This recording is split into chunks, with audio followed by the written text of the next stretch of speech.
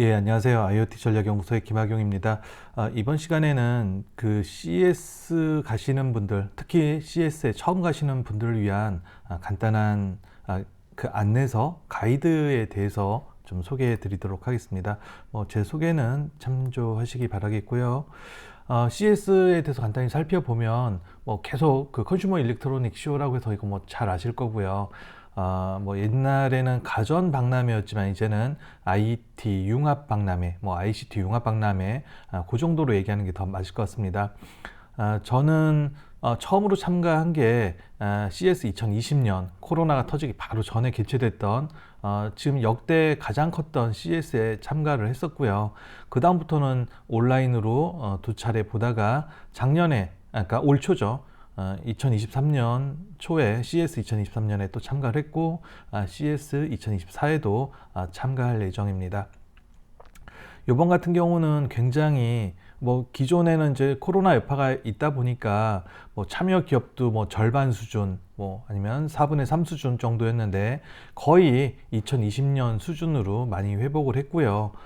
참가 기업들 중에도 이따 말씀드리긴 하겠지만 미국이 1000개, 그다음에 중국도 거의 1000개, 1100개 정도씩 해서 굉장히 많이 참가를 하고 있고요. 특이한 점 우리나라가 700개 이상 참가를 해서 역대 가장 많은 기업이 참가를 한다. 그렇게 보시면 되겠고요. 국내에서 작년에 한 2만 명이 갔느니 그런 얘기 있었었는데 올해도 못지않은 숫자가 참가를 할 것으로 예상이 됩니다. 저처럼 계속해서 반복적으로 가시는 분들도 계시지만 처음 가시는 분들이 또 상당히 많은데요. 그런 분들을 위해서 준비했으니까 주의 깊게 들어보시면 좋을 것 같습니다. 이번 CS 2024 참가 규모는 4,120개 이상의 기업이 참가하고요. 우리나라 707개, 그 다음에 미국, 중국이 1,100개. 나머지 국가들 보면은 우리가 좀 크다라고 생각하는 나라들, 프랑스, 대만, 일본, 독일 이런 나라들이 195개, 178개, 70개, 60개, 영국은 이거보다 더 적습니다. 이 정도로 숫자가 적은데 우리나라가 특히 많이 가고요. 그다음에 중국도 또 많이 이번에 참여한 것을 알 수가 있습니다. 특히 이제 이번에는 유레카파크에 작년 경우는 한 1000개 정도의 기업이 참가했다라고 했는데 한 1200개의 기업이 참가한다라고 얘기를 하고 있고요. 포춘 500대 기업 중에서도 309개가 참여를 한다. 그다음에 150개 이상의 나라에서 참가를 한다. 이 정도가 좀 특이한 사항이 되겠습니다. 이번 CS 2024의 슬로건은 All Together, All On이라고 되어 있습니다. All Together 하면 그냥 모두 함께, 다 함께 그런 의미로 알고 있는데 뒤에 All On이 있으니까 이게 뭔가 좀 헷갈리기도 합니다. 그런데 보니까 이 All On도 모두 함께라는 의미를 가진 그런 표현이라고 합니다. 그래서 2024년에는 모두 함께 다 하자. 여기는 이제 두 가지 의미가 있을 것 같습니다. 이제 그 코로나 위기를 다 극복했으니까 다시 한번 모이자. 그런 얘기도 있을 것 같고요. 그 다음에 이제 그동안 정치적인 이슈 때문에 국가 간의 분쟁, 대립, 최근에도 전쟁이 일고 있는데 이런 것들 넘어서 모두 다 함께 하자. 그런 의미도 있지 않나 그런 생각이 듭니다. 참고로 2023년 보면 be in it, 몰입하다, 빠져들다, 그런 거였고요. 그래서 이제 CS에 딱 가면은 I'm in it, 그런 이렇게 전시물도 있었습니다. 그래서 그 앞에 사진도 찍고 그랬었는데, 나는 이제 여기 전시에 참여하고 있다, 빠져들고 있다, 그런 게 되겠죠. 그리고 2022년에는 이제 코로나를 어느 정도 극복했다라고 이제 기대하면서 Beyond the Everyday, 일상을 넘어 이런 그런 주제로 진행이 되기도 했었습니다. 이번 2024의 주요 키워드는 12월 7일 날 개최된 그 이제 미디어 프리뷰에서는 이런 것들, 생성형 인공지능, 디지털 헬스, 비이클 테크, 뻔한 내용들입니다. 작년도 거의 다 비슷한 얘기들이 있었었는데 이런 것들. 그다음에 요거는 아마 삼정이라는 그 컨설팅 기관에서 발표한 삼정 회계법인인가요? 그쪽에서 나온 자료를 보면은 여기도 역시 생성형 AI, 그다음에 스마트홈, 디지털 헬스, 푸드테크, 뷰티테크, 메타버스, 리테일테크, 모빌리티, 스페이스테크, 서스테이너빌리티, 시큐리티, 프라이버시 이렇게 나와 있는데 개인적으로는 이게 좀 더 다양한 포인트를 짚기도 했고요. 좀 더 현실적이지 않나 그런 생각이 듭니다. 실제로 이제 이런 주요 키워드는 CS의 그 키노트를 하는 기업들, 그 기업들에 의해서 좌우되는 경향이 있는데요. 그렇잖아요. 그 CES에서 키노트를 한다는 거는 굉장히 뭐 비용도 많이 들고 또 우리가 뭘 하겠다라고 선언을 해야 되는 그런 행사다 보니까 그 주요 기업들이 자신들이 생각하고 있는 것들을 이제 선포를 하는 거고요. 주요 기업들이 선포한다는 건 그만큼 새로운 트렌드가 될 거다. 뭐 그런 측면에서 이제 받아볼 수가 있는 거죠. 그러다 보니까 뭐 로레알의 뷰티테크라든지 월마트의 리테일 테크 이런 것들이 특히 이제 주목받을 것 같고요. 기타 나머지 것들은 뭐 거의 예상되는 것들이다. 그렇게 보실 수가 있을 것 같습니다. 참고로 이제 2023년에는 그 CTA가 테크놀로지 그 6개의 기술 테마를 발표를 했는데 그 엔터프라이즈 테크 이노베이션 기업용 그 기술 혁신, 그다음에 메타버스 웹 3.0, 그다음에 트랜스포테이션 모빌리티, 그다음에 헬스 테크놀로지, 서스테이너빌리티, 게임 앤 서비스 이런 것들을 얘기를 했고요. 저는 사실 요거하고는 좀 다르게 예측을 했었는데 사실 23년에도 저는 AI 에브리웨어를 예측을 했었습니다. 그리고 메타버스 이런 것들은 크게 주목받지 못할 거라고 했는데 역시 예상에 맞아 떨어졌던 것 같습니다. 그렇다면 올해는 어떤 데 주목을 해야 될 것 같냐? 앞에 뭐 이제 두 가지 트렌드를 제시를 해줬지만 저는 이런 거 AI 에브리웨어 여기는 생성형 인공지능뿐만이 아니라 다양한 내로우 AI도 함께 봐야 되고요. 무엇보다도 온디바이스 AI 쪽에 주목을 해야 될 것 같다. 즉 기존에는 클라우드에 많이 포커싱을 했는데 그게 디바이스, 개별 디바이스 쪽으로 내려온다라는 그런 개념이 되겠고요. 그 다음에 인공지능이 그렇게 보편화가 되다 보니까 또 어디에 많이 사용되느냐? UI, UX 이노베이션, 사용자 인터페이스 혹은 사용자 경험 혁신하는 데 많이 사용된다는 겁니다. 생성형 인공지능만 해도 그렇잖아요. 우리가 옛날에는 키워드를 넣어서 입력을 했는데 이제 텍스트로 명령을 보냅니다. 그리고 음성으로도 명령을 보내고요. 이미지를 사용해서 질문을 할 수도 있습니다. 그런 것들이 사용자가 컴퓨팅 파워를 쓰는 인터페이스 방식을 바꾸고 있는 거거든요. 그런데 그게 스마트폰이나 핸드폰뿐만이 아니라 스마트폰이나 PC뿐만이 아니라 이런 다양한 스마트 기기들에서도 나타날 것이다 라고 보는 게 저는 맞다라고 생각을 합니다. 그리고 같은 맥락에서 스마트홈 쪽이 주목을 받을 것 같은데 얘 같은 경우는 이제 대표적으로 메터 표준이라는 게 있습니다.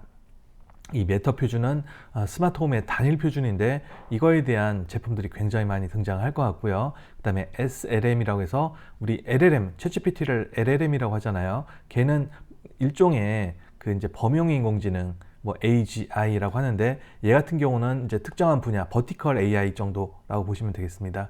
그래서 이제 스마트홈 분야에 최적화된 생성형 인공지능과 메터 기술이 결합을 해서 스마트홈을 크게 바꿀 것 같다라는 거고요. 그다음에 이제 또 하나는 기존까지는 모빌리티 쪽에 대한 얘기들이 많이 언급이 됐는데요. 저는 이제는 포스트 모빌리티라고 해서 커넥티드 카 다음을 좀 보는 게 맞을 것 같다라고 생각을 합니다. 대표적인 게 이런 뭐 딜리버리 로봇 아니면 현장에서 사용되는 로봇 그리고 서비스 로봇 이건 가정용이 되겠죠. 그 다음에 UAM 같은 에어 모빌리티 뭐 이런 것들 그냥 이제 자율주행차, 뭐 전기차 그걸 넘어서는 다른 쪽에 있어서의 모빌리티를 주목해 볼 필요가 있다라는 생각이 들고요.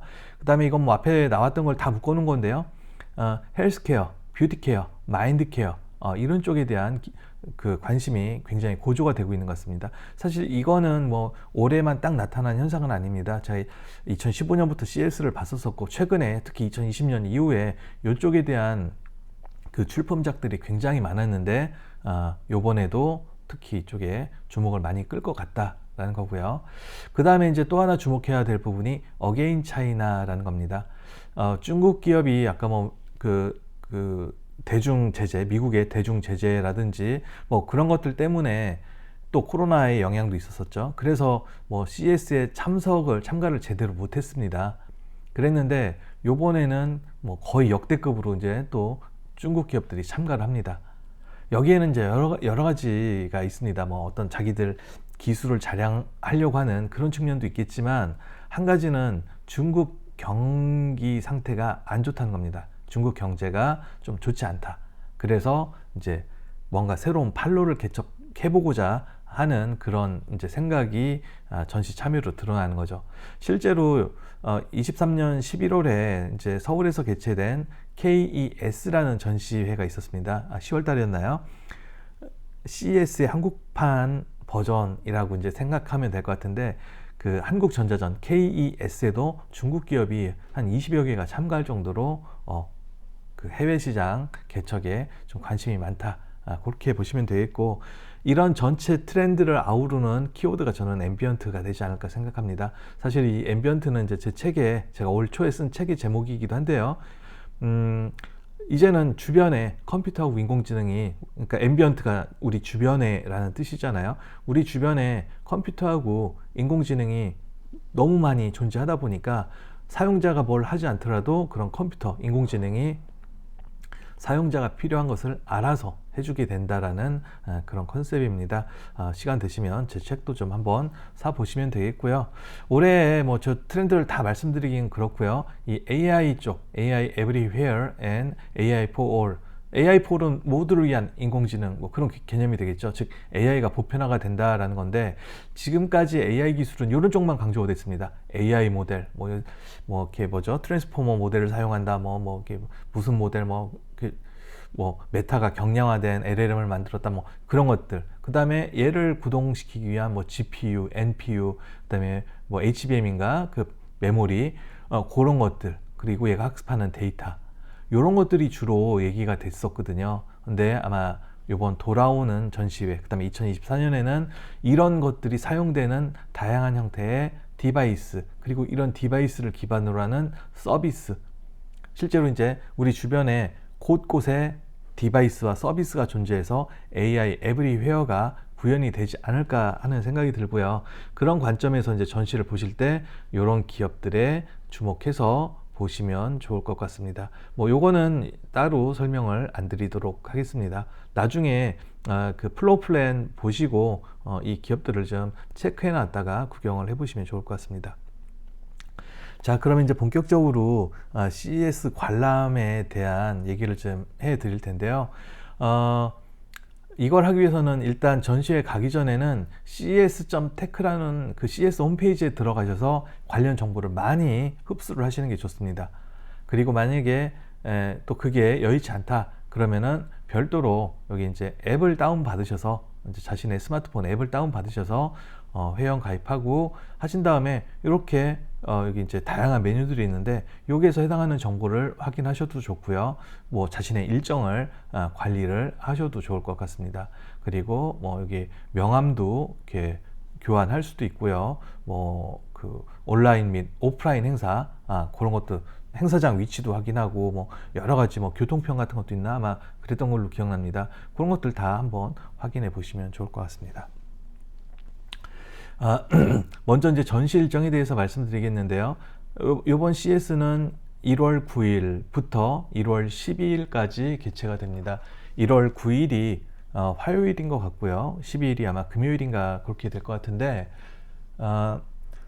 그 행사가 열리기 전에는 이렇게 7일, 8일에는 미디어 온리라고 해서 이제 그 언론 매체에서 오시는 분들을 대상으로 해서 행사가 열립니다. 그래서 사실은 이제 좀 이렇게 일찍 가서, 뭐 어떤 분들은 5일날 가시는 분들도 계시고 그러던데, 이런 행사를 참가를 하시는 분들이 좀 많이 계시고요.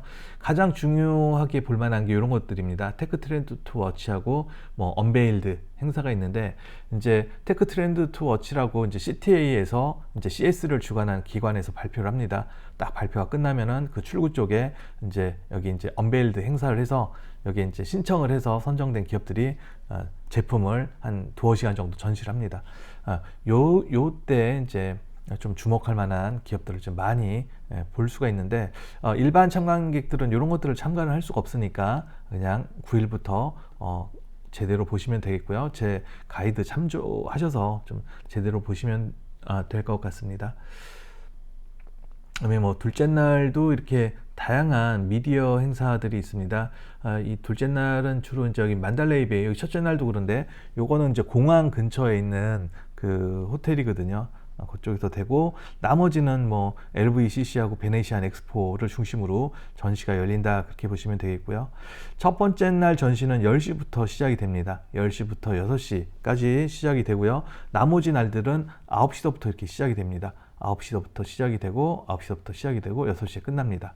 그런데 마지막 날 같은 경우는 9시에 시작이 되는데 4시에 끝납니다. 아무래도 전시 마지막 날이다 보니까 사람도 적고 또 정리하고 가야 되니까 그렇습니다. 그런데 통상적으로 가보면은요, 많은 분들이 이렇게 첫째 날과 둘째 날에 참관을 하십니다. 그리고 셋째 날, 넷째 날은 뭐 여행을 하시기도 하고 뭐 이렇게 자유시간을 즐기시기도 하는데, 만약에 좀 여유가 있다라면은 첫째 날, 둘째 날에 차라리 여행을 하시고요. 셋째 날, 넷째 날 이때 보시는 게 훨씬 좋습니다. 첫째 날, 둘째 날은 정말 미어질 정도로 사람들이 많고요. 일부 전시관들은 줄을 서야 돼서 입장조차 불가능한 그런 경우도 있습니다. 그래서 좀 그렇게 일정을 좀 조절해 보실 필요도 있을 것 같습니다. 그다음에 이제 이 CES에서는 그 어떤 기업들이 자신들의 제품이나 솔루션들을 전시하는 것 외에도 키노트나 컨퍼런스 세션들이 다양하게 개최가 됩니다. 아까 말씀드렸던 ces.tech라는 사이트에 들어가 보시면 여기 이제 세션 앤 이벤트라는 항목이 있고요. 여기 이제 스케줄을 누르시면 요일별로, 뭐 테마별로 이렇게 확인을 하실 수가 있습니다. 여기 스케줄을 딱 누르면 이런 창이 뜨는데요. 여기 이제 1월 9일부터 제가 그냥 한번 띄워놔 봤고요. 여기 보시면은 여기 이제 검색을 하실 수가 있는데 뭐 날짜도 선택할 수가 있고요. 나는 1월 9일 날은 뭐 이렇게 전시 보고 10일 날부터 뭐 보겠다면 1월 10, 11, 12 그렇게 선택을 하면 되겠죠. 그다음에 시간대, 그다음에 세션의 유형, 그다음에 주제가 뭐냐, 그다음에 위치, 트랙. 트랙은 요 토픽하고 거의 비슷합니다만 어쨌든 이런 거 이렇게 선택하신 다음에 필터링해서 보시거나 아니면 키워드를 넣어서 검색을 하신 다음에 일정을 좀 짜시면 좋을 것 같습니다. 그런데 이제 이때 중요한 게 이 컨퍼런스는 베네시안 엑스포에서도 열리고요, 아리아에서도 열리고요, 그 다음에 LVCC에서도 열립니다. 세 군데에서 열리거든요. 그러다 보니까 이제 동선 계획을 잘 짜야 됩니다. 예를 들어서 9시부터 10시까지는 LVCC, 아리아에서 그 컨퍼런스를 들었습니다. 그 다음에 전시를 보러 가려면 또 한 20-30분 또 버스를 타고 셔틀을 타고 이동을 해야 되거든요.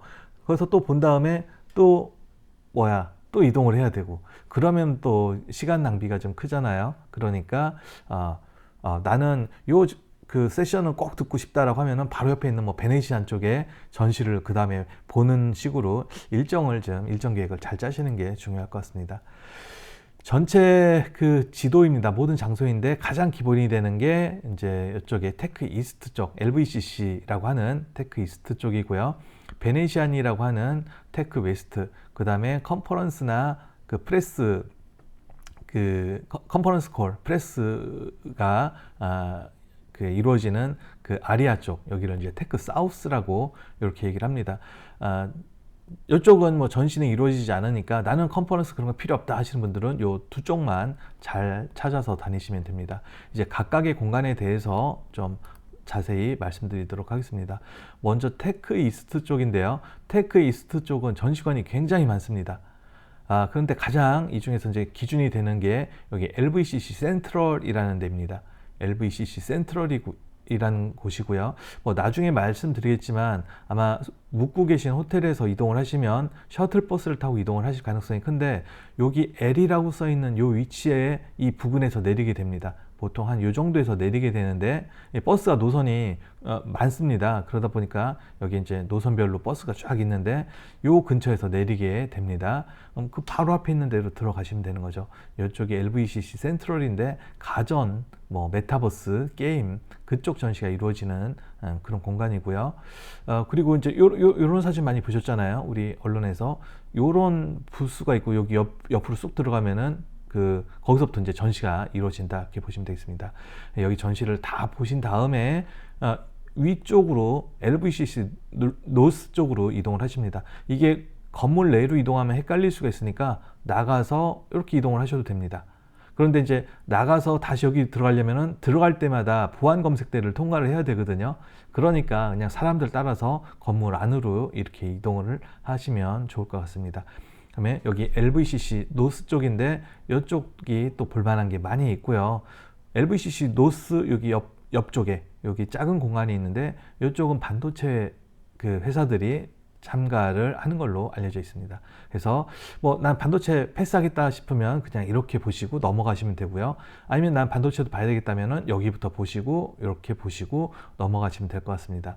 그리고 이제 그 위쪽에는 웨스트 게이트라고 돼 있는데 요거는 그냥 시간 관계상 스킵해도 될 것 같고요. 그 다음에 보신 다음에 여기 이제 노스에서 여기 위로 그 건물 2층에 그 뭐라고 하죠? 그 구름다리, 이제 실내이긴 하는데 구름다리가 있습니다. 그걸 통해서 이쪽으로 넘어가시면은 여기에 LVCC 웨스트가 있는데 LVCC 노스 쪽하고 웨스트 쪽에는 모빌리티 쪽에 대한 그런 이제 전시가 주로 진행이 됩니다. 요거 외에도 웨스트 쪽에는 여기 앞쪽에 뭐 이렇게 회색으로 표시되어 있는 공간이 있거든요. 여기 뭐 다이아몬드 라트라고 되어 있는데 이쪽에서도 이제 전시가 2개가 이루어집니다. 요거 이따 말씀드리겠고요. 그 다음에 이제 여기 LVCC 앞쪽에는 여기 센트럴 플라자라고 되어 있는데 센트럴 플라자가 있고 여기 아래 실버 3 이렇게 되어 있는데 이쪽에서도 전시가 이루어집니다. 그래서 여기도 다 보셔야 된다. 여기 웨스트게이트는 시간 관계상 스킵해도 된다라는 겁니다. 그리고 이제 여기 제가 사진을 3개를 놨는데요. 여기 보면은 여기 웨스트홀 이쪽에 여기 이제 여기 L이라고 되어 있는 게 LVCC 루프입니다. 여기서 이제 내리신 다음에 이쪽으로 딱 가다 보면 이런 게 보이는데 요런데 이제 요런 사진을 찍으시면 되고요. 그다음에 여기 중간 쪽 요거는 이제 바깥으로 이동하는 경우에 요 위치에서 이런 사진을 찍으실 수 있고, 그다음에 여기 센트럴에서는 요 사진을 찍으실 수가 있습니다. 그래서 뭐 비싼 돈 내고 가시고 그러니까 이런 기념사진 하나씩 남기시면 좋을 것 같습니다.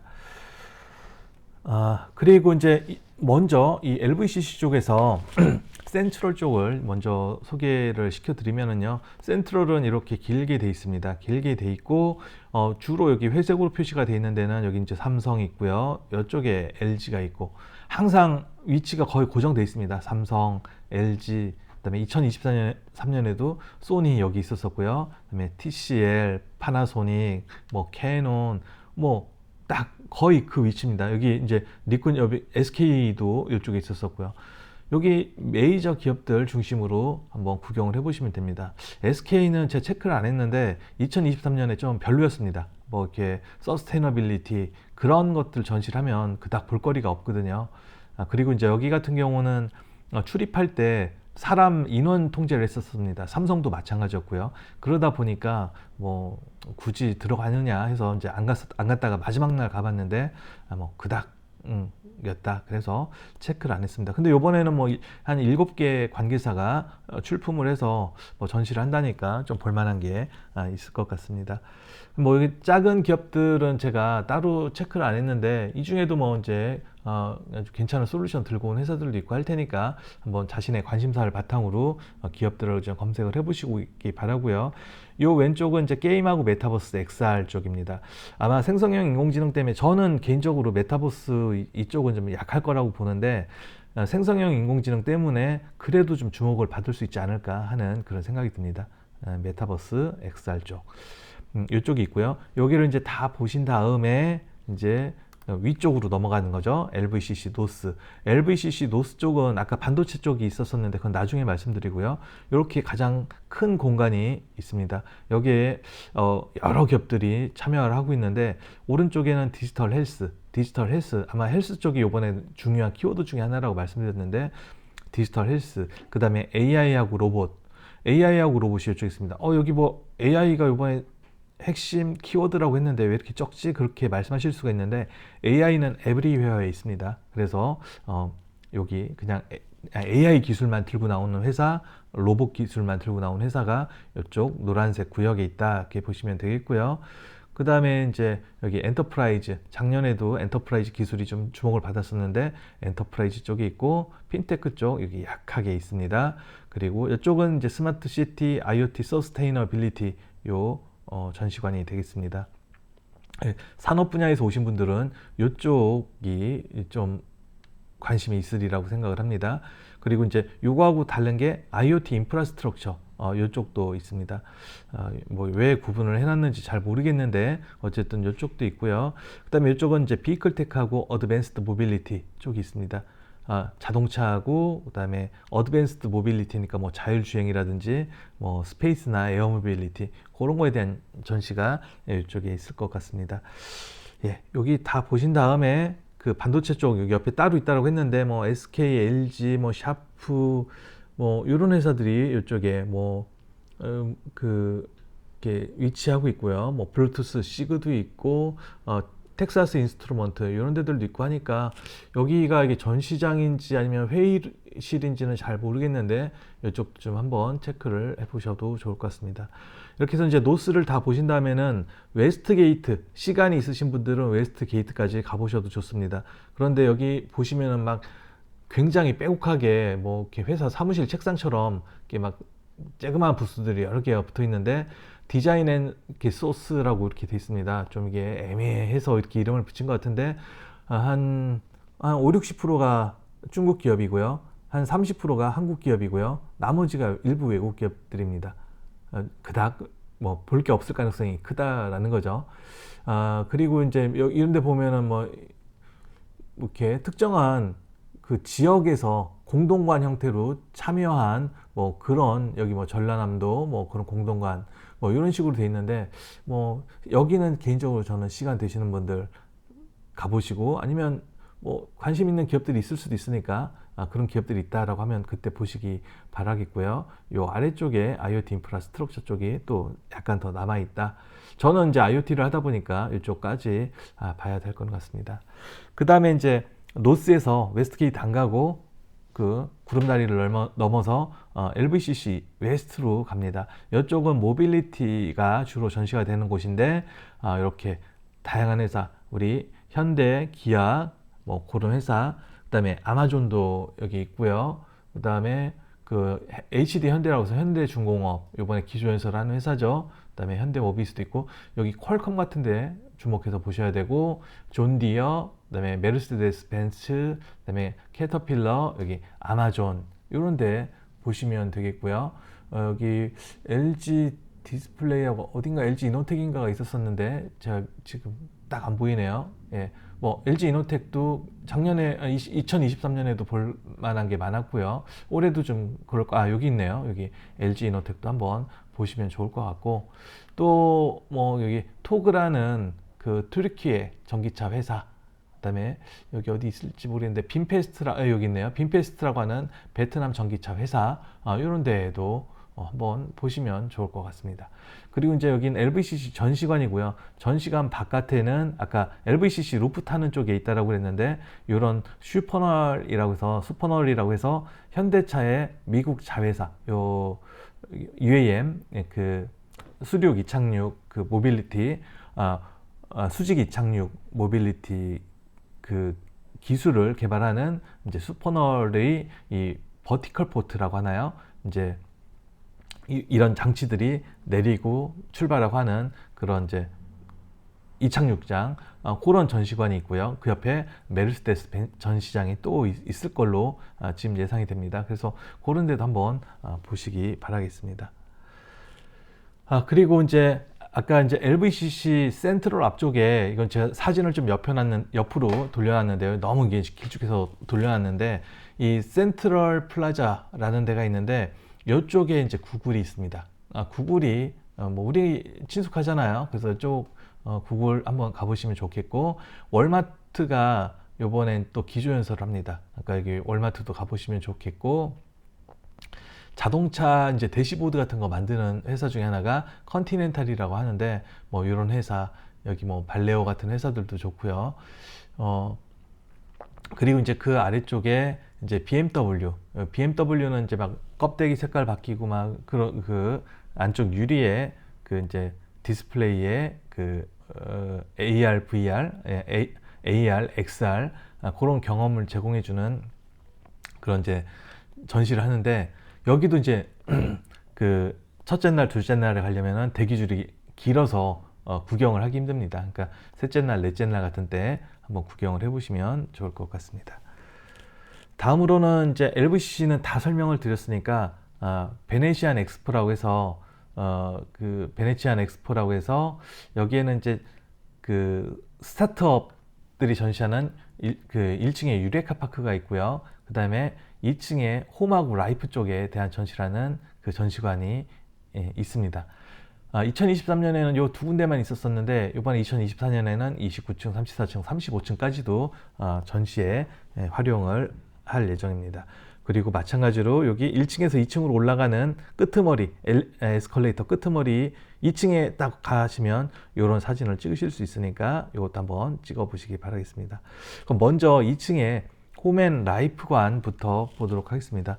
이쪽 보면은 가장 큰 게 녹색으로 표시가 되어 있는 게 스마트홈 쪽이고요. 그 아래에 푸드테크가 있고, 그 다음에 3D 프린팅, 스포츠테크, 그 다음에 여기 이제 빨간색이 라이프 스타일, 그 다음에 여기 이제 그 약간 보라색 계열이 글로벌 퍼빌리언 이렇게 되어 있습니다. 이런 것들을 보시면 좋겠고요. 여기 위에 액세서리는 역시 그 노스게이트처럼 중국의 그 액세서리 파는 회사들이 전시하는 그런 공간입니다. 그래서 관심 있는 분들만 보시면 될 것 같고요. 이쪽 끄트머리에 이노베이션 어워드 쇼케이스라고 되어 있는데, 이노베이션 어워드, 혁신상을 수상한 기업들의 제품들을 전시해 놓는 그런 관이 있습니다. 근데 여기는 제품하고 설명서, 간단한 소개 자료만 있어서 뭐 제대로 보기는 어렵고요. 여기서 딱 봤는데 이거 좀 궁금하다 싶으면 해당하는 전시관을 찾아가셔서 내용을 확인하시는 게 좋을 것 같고요. 이쪽에 아마존 전시관이 있습니다. 아마존 전시관이 있는데 저는 여기는 꼭 보시기를 추천을 드리겠습니다. 우리나라는 아마존 그 제품들이 별로 안 들어와 있잖아요. 아마존닷컴도 안 들어와 있고. 근데 이제 외국에서는 뭐 아마존이 가장 기본이기 때문에 아마존은 저는 필히 보셔야 된다라고 생각을 하고요. 여기 뭐 다른 회사들도 전시관으로 쓰는 데들도 있고, 여기는 뭐 아마 회의 그 미팅룸으로 쓰는 데가 있는데, 미팅룸 같은 경우는 이제 예약을 뭐 이제 이쪽 기업하고 야 우리 이제 비즈니스 미팅을 좀 한번 해보자 라고 해서 사전에 이제 예약하는 경우만 가서 미팅을 할 수가 있거든요. 물론 그렇지 않은 경우에 직접 방문해서 야 우리 언제 미팅하자 라고 이제 약속을 잡을 수도 있습니다. 뭐 그렇게 해서 이제 그럴 때 이제 쪽 가시면 되는 거고, 일단 여기 저는 다른 건 모르겠고 아마존 여기는 꼭 보시면 좋을 것 같다, 그런 말씀 드립니다. 그리고 이제 1층에는 이제 이제 유레카 파크라고 있는데, 이쪽은 이제 스타트업 기업들이 많이 참여하는 그런 공간입니다. 이쪽 보면은 굉장히 작습니다. 여기 부스들이 굉장히 작죠. 예. 여기는 좀 커 보이는데 이렇게 작은 것들이 그냥 나뉘어져 있는 겁니다. 여기가 이제 가장 대표적인 데가 프랑스 쪽, 예, 프랑스 공동관이 있는 데고요. 우리나라 쪽, 그다음에 뭐 타이완, 뭐 여기는 뭐 네덜란드 쪽, 뭐 이탈리아, 이렇게 각 국가별로, 우리나라는 이제 이렇게 뭐 서울 그 SBA라고 해서 이제 그 어떤 기관도 나와 있고요. 여기 보면 이제 뭐 포스텍이나 카이스트 같이 학교 차원에서 나오는 그런 경우도 있습니다. 좀 심할 정도로 많이 이렇게 나오는 것 같은데 뭐 열심히 한다라고 좋게 봐줘야죠. 뭐 어쨌든 그래서 이런 데도 이제 스타트업이라든지 투자하시는 분들은 이런 쪽을 좀 보시면 좋을 것 같습니다. 근데 이쪽이 너무 막 오밀조밀하고 사람들도 많고 해가지고 관람하기가 힘듭니다. 그래서 좀 이쪽은 좀 여유 있게 그 관람을 하시면 좋을 것 같습니다. 이쪽 아래도 있거든요. 근데 여기도 보니까 디자인 앤 소스입니다. 이건 뭐 그냥 중국 기업들이 좀 많이 뭐 제품 판매 할 것 같다, 그런 느낌이 좀 듭니다. 다음으로 이제 29층에도 이렇게 뭐 스마트홈이나 반도체 쪽 그런 회사들이 있고요. 저는 이쪽도 좀 가볼 생각이고, 34, 35층에도 뭐 이렇게 반도체 쪽 관련된 회사들 전시가 이렇게 있습니다. 부스들이 몇 개 안 돼서 이쪽은 좀 한산할 것 같습니다. 근데 어쨌든 이런 데도 한번 가보시면 좋을 것 같습니다. 이상으로 이제 전시관 소개는 다 드렸고요. 이제 실제 또 관람할 때 필요한 그런 뭐 이렇게 힌트들, 팁을 좀 드리도록 하겠습니다. 먼저 전시를 하려면은 여기 사진에 보이는 것처럼 그 배지, 우리로 치면은 출입 태그 같은 게 필요합니다. 그냥 이거 종이떼기 프린트 해놓은 겁니다. 종이 프린트해서 이게 집게로 물어서 이제 목에 걸고 다니는 건데, 잘못하면 이게 쭉 찢어지기도 합니다. 그래서 이제 좀 조심하셔야 되긴 하는데, 이거를 이제 다들 차고 다니니까 이제 뭐 라스베가스 공항에 딱 도착하잖아요. 그럼 공항에서부터 이거 먼저 이거 봤습니다. 그 다음에 이거 목에 걸고 돌아다니고 하다 보니까 저희 호텔에 왔더니 이거 없는 거예요. 그럼 이제 난감해지죠. 재발급 알아봤더니 300달러를 내라고 합니다. 어이씨, 아깝잖아요. 40만 원인데. 그러니까 가급적이면 뭐 공항에서 받아도 됩니다. 상관없는데, 호텔 근처에도 지금 여기 다 표시를 안 해놨는데 한 10곳 이상에서 이걸 받을 수가 있습니다. 웬만한 호텔 가보시면은 거의 그 배지 픽업 그 위치가 표시가 되어 있습니다. 거기 가서 짐 다 풀고 이제 구경 한번 하셔야 되잖아요. 첫날에 도착하시면은 그때 가서 이제 배지를 픽업하시는 게 저는 더 좋다. 그렇게 말씀을 드리겠습니다. 뭐 그래도 아마 제 느낌에 한 70%는 공항에서 하지 않을까 그런 생각이 듭니다. 뭐 사람 없으면 공항에서 하셔도 됩니다. 그 다음에 이제 공항에 도착을 했습니다. 그럼 이제 이동을 해야 되겠죠. 또 마찬가지로 호텔에 있으면은 전시장까지 이동을 하셔야 되겠죠. 그 정보도 아까 cs.그 테크 사이트에 가셔서 요 로지스틱스 이쪽을 보시면은 뭐 여기 트랜스포테이션 있고요. 여기 배지 픽업, 아까 배지 픽업 정보 여기서 본 겁니다. 그다음에 교통 정보 여기서 본 거고요. 기타 필요한 것들 여기서 보시면 되겠습니다. 여기 이제 트랜스포테이션을 딱 누르면은 요런 그 화면이 뜨는데, 여기 PDF를 딱 클릭해서 프린트를 해서 좀 보셔도 좋습니다. 그거를 제가 따로 좀 정리를 해서 소개를 드릴 예정인데요. 일단 호텔에서 전시장에서 호텔 사이는 어떻게 이동하느냐, 셔틀버스를 타고 이동을 하면 됩니다. 여기 보면 이제 호텔이라고 돼 있고 1호선, 2호선, 3호선 이렇게 표시가 되어 있는데, 1호선은 이 호텔에서 씁니다. 2호선은 이런 호텔 이렇게 씁니다. 저는 이제 2023년에는 벨라지오 앞에 파리스 호텔에서 묵어가지고 벨라지오에 가서 탔고요. 아니면 코스모폴리탄 호텔에 가서도 탈 수가 있습니다. 뭐 아무데나 가서 타셔도 상관없습니다. 그 다음에 이제 그리고 이제 그 전에 2020년에는 룩소르 호텔에 있어서 아마 이 8호선인가 9호선인가를 탔던 것 같습니다. 예. 9호선을 탔고요. 그 다음에 이제 여기가 이제 라스베가스 스트립이라고 하는 그 길입니다. 대로고요. 이쪽에 이제 벨라지오 분수쇼 하는 저기 호수가 있죠. 호수가 있고 분수쇼를 여기서 합니다. 여기 중심으로 해서 이제 호텔들이 쫙 늘어서 있고 상점 번화가가 있는데, 이제 요 중심에 대부분 이렇게 셔틀 타는 위치들이 늘어서 있으니까 여기서 이제 알아서 타시면 되고요. 요쪽이 아까 아리아라고 하는 컨퍼런스, 뭐 프레스 기자회견하는 그런 호텔이 요 아리아 호텔이고요. 요 위쪽에 베네시안 엑스포, 그다음에 요 위쪽에 이제 LVCC 그렇게 있다라고 보시면 되겠습니다. 그리고 요게 아까 말씀했던 베네시안 엑스포가 이쪽이고, 요게 이제 베네시안이고요. 여기 앙코르나 윈 쪽에서도 이제 미팅을 합니다. 그래서 이쪽은 좀 빼놨는데, 이쪽에 이제 1번, 2번 노선이 출발하고요. 그 다음에 이제 여기가 이제 전시장, 이쪽에 TE가 테크 익스프레스라고 돼 있는데, 요 근처에서 이제 셔틀이 다 내린다라고 보시면 됩니다. 웨스트도 아마 이쪽 어딘가에서 내리는 것 같은데, 저는 주로 여기 LVCC에서만 내려서 이쪽은 좀 잘 모르겠습니다. 그리고 여기 보면 L로 표시가 돼 있는 게 있는데, 여기 보시면 L은 그 LVCC 루프라고 돼 있습니다. 그래서 여기에서 이제 딱 타시면은 그 지하로 가는 테슬라 차량을 타고 그 LVCC 루프, 그 지하 터널, 아마 영상에서 좀 보셨을 것 같은데, 거기를 다니실 수가 있습니다. 그래서 나는 힘들다, 아니면 여기 웨스트 봤는데 LVCC 쪽으로 가고 싶다, 그러면 여기 가셔서 LVCC 루프를 타고 이렇게 가시면 됩니다. 여기 VL은 베가스 루프입니다. LVCC 루프하고 똑같다라고 보시면 되는데, 얘는 그 라스베가스 시내를 가는 그런 이제 교통편인데, 얘는 이제 가격이 좀 나가고요. LVCC 루프는 공짜로 타실 수가 있습니다. 그리고 특히 이쪽 같은 경우는 이제 모노레일을 타고 여기 이제 전시장 쪽에서 내리시면은 여기 LVCC LVCC 루프를 타고 요 앞으로 딱 이동하실 수가 있습니다. 걸어서 가도 되는데요. 그냥 한번 타보시면 좋을 것 같습니다. 이렇게 돼 있고, 네. 더 이 정도면 교통편은 된 것 같고요. 이제 남은 게 요거 우버하고 리프트입니다. 이제 뭐 그 공항하고 전시장까지야 그렇게 다니시면 되지만 그렇지 않은 곳으로 갈 때가 있잖아요. 뭐 친구가 묵는 숙소를 가실 수도 있고 어디 음식점이나 뭐 다른 거 보러 가실 수도 있고 그렇게 이동하실 때는 택시를 타셔도 되는데 택시 비용이 상당히 비쌉니다. 그러니까 우버나 리프트를 호출해서 쓰시면 되는데 해당하는 앱을 다운 받으셔서 쓰셔도 되고요. 아마 우버 같은 경우는 국내에서 이제 UT라는 앱에서 되는 걸로 전 기억이 납니다. 그래서 요걸 쓰셔도 됩니다.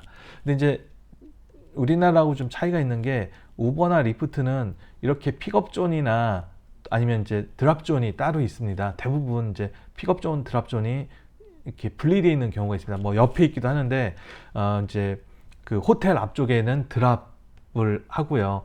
또 타는 거는 뭐 그 주차장이 있는 쪽이라든지 뭐 이렇게 반대편 쪽에 따로 있습니다. 그래서 픽업존, 드랍존을 좀 확인해서 타셔야 되고요. 근처에 만약에 제가 A 호텔에서 B 호텔로 간다. 그럼 B 호텔 드랍존에 떨궈주는 거죠. A 호텔 픽업존에서 그걸 타고. 만약에 제가 호출한 다음에 그냥 아무데 뭐 드랍존에 있다거나 아니면 그 뭐 호텔 입구 쪽에 있다. 그러면 이 차가 안 온다라고 계속 또 콜을 보냅니다. 그렇게 되면 좀 피곤해지니까 간판 이제 뭐죠? 이런 표지판 이런 것들 이런 표지판도 잘 보시면서 이제 픽업존을 좀 찾아가 보시면 좋을 것 같습니다.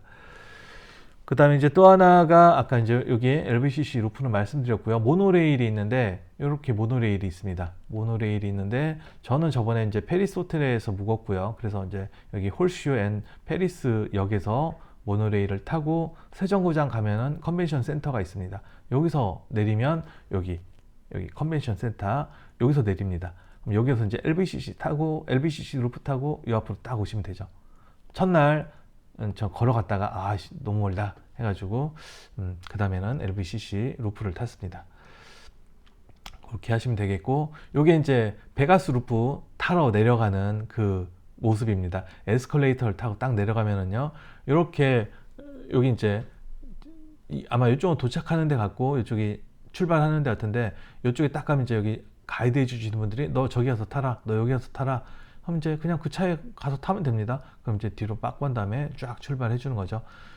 여기 좀 영상도 보여드리면 좋을 텐데 그냥 동그란 터널에 그냥 1차선 도로 있는 겁니다. 거기에 사람이 직접 운전해서 간다.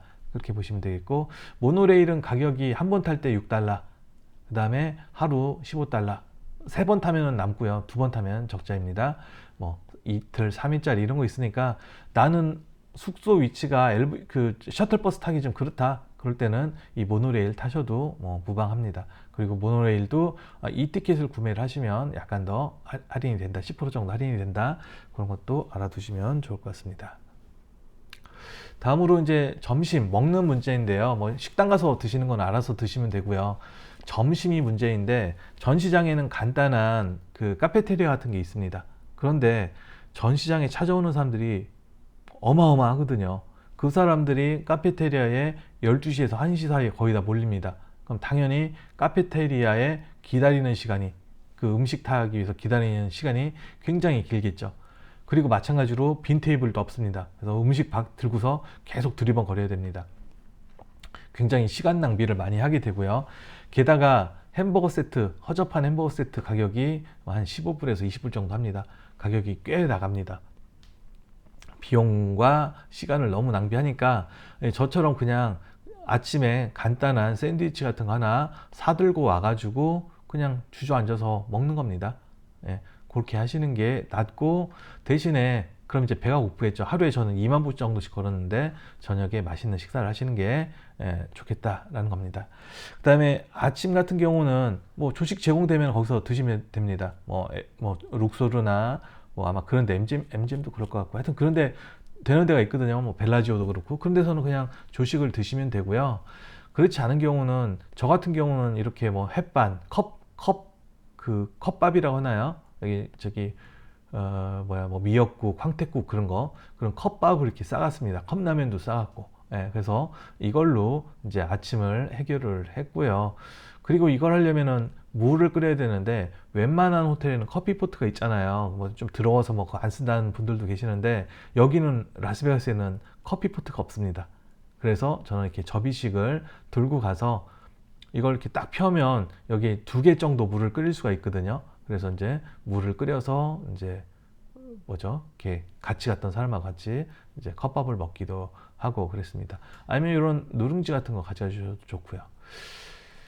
그리고 이제 저녁에는 뭐 호텔 같은 거, 뭐 레스토랑 잘 찾아서 이용하시면 되겠고요. 팁을 내셔야 되는데 한 20%. 내가 만약 10만 원어치 먹었다, 100불 먹었다, 그럼 20불 정도를 팁으로 주시면 되고요. 어떤 데는 뭐 18%, 20%, 25% 이렇게 표시가 돼 있어서 V 체크 하면은 얘네들이 카드 결제할 때 알아서 해줍니다. 근데 또 어떤 데는 계산서에 이미 팁이 반영된 데도 있습니다. 그런 것들도 있으니까 주의해서 이제 비용을 지불하시면 되겠고요. 기타 이제 준비해야 될 것들이 뭐 여러 가지가 있는데 일단 그 편안하고 가벼운 복장 그리고 신발이 필요합니다. 하루에 2만 보씩 걸으려면은 뭐 신발이 일단 제일 편해야 되겠고요. 옷도 거치장스러우면 힘듭니다. 막 두꺼운 거 들고 가면은요 전시장에서는 벗고 다녀야 되거든요. 들고 다녀야 되거든요. 굉장히 피곤해집니다.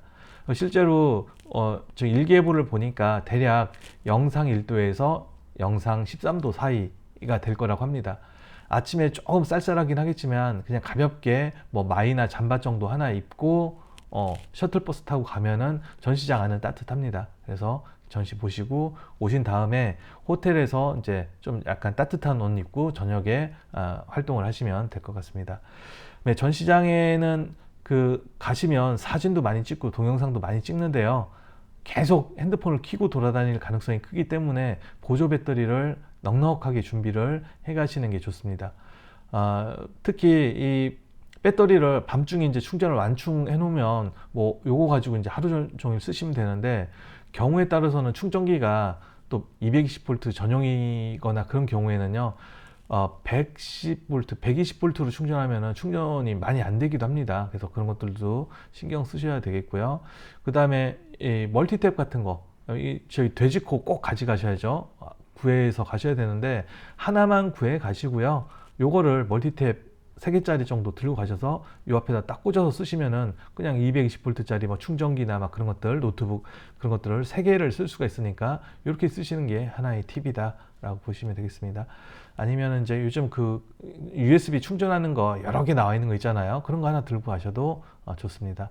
셀카봉 같은 경우는 들고 가시면 유용하게 쓸 수가 있는데 전시관 입장할 때는 셀카봉을 숨겨가지고 들어가시기 바랍니다. 이런 사람들이 많은 데서는 셀카봉이 흉기로 돌변할 수도 있기 때문에 단속을 좀 하는 곳들이 있거든요. 그래서 셀카봉은 좀 주의하셔야 되겠고 명함 충분히 가져가셔야 됩니다.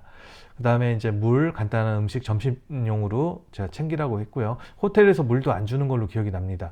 그러니까 물도 근처 편의점에 가서 뭐 1.5리터, 1.8리터 그 큰 거, 한 2-5병 사다 놓고 그냥 전시 기간 내내 물을 드시면 좋고요. 안 그러면 물 하나가 2-3달러 합니다.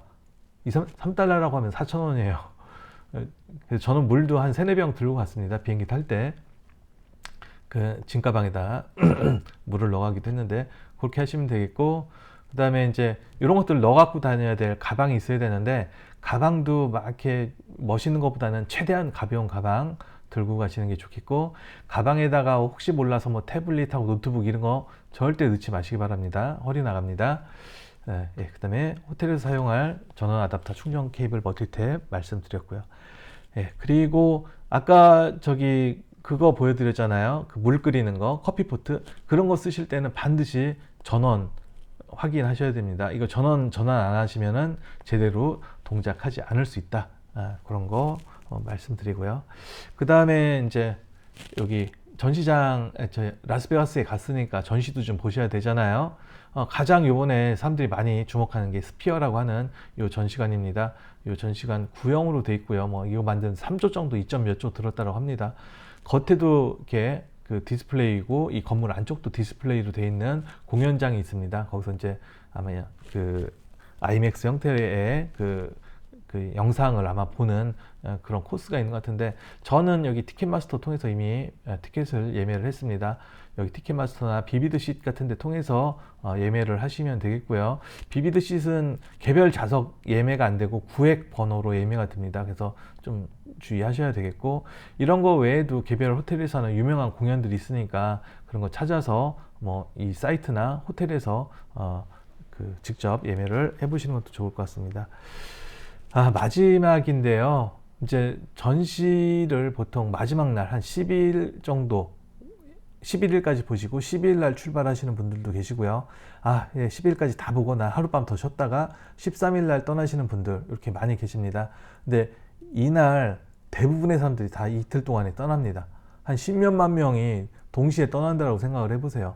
당연히 공항이 엄청나게 사람들이 많겠죠. 지금 이게 줄이 한 6번 왔다 갔다 한 겁니다.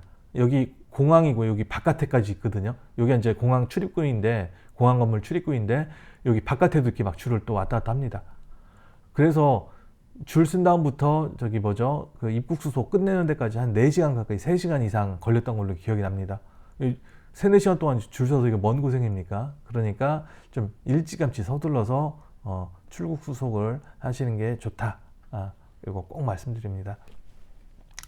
예, 이상으로 제가 준비한 내용은 다 말씀드렸고요.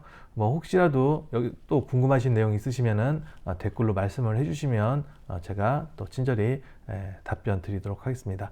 예, 감사합니다.